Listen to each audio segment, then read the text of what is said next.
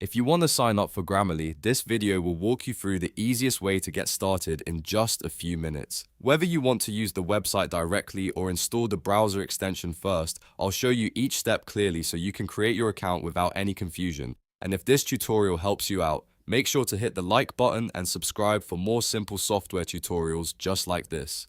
Alright, let's jump in. First, you can either go straight to Grammarly's homepage or install the extension in your browser.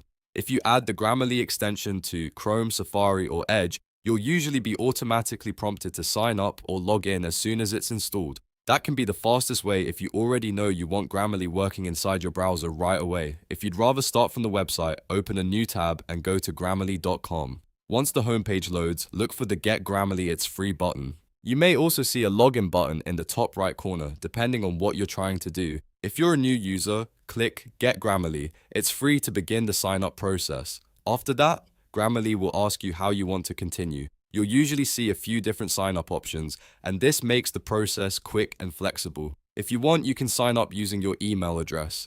You can also choose a third-party account like Google, Apple, or Facebook. If you choose Google, Grammarly will use your existing Google account credentials to create your account. If you choose Apple, you can use your Apple ID to sign in and set up your Grammarly account. And if you choose Facebook, you can use your Facebook login details instead. If you're signing up with email, Grammarly will prompt you to create a password and enter your name. Make sure to choose a strong password you can remember and type your name exactly how you want it to appear in your account. After you fill in those details, follow the on-screen prompts to finish creating your account. Once that's done, your Grammarly account will be ready to use. From there, you can start writing, install the extension if you haven't already, and begin using Grammarly across your browser and apps. So that's how to sign up for Grammarly using the website, email, Google, Apple, or Facebook. It's a very simple process, and once you're in, you'll be able to start improving your writing right away. If this video helped, don't forget to hit the like button, subscribe to the channel, and turn on notifications so you don't miss the next tutorial.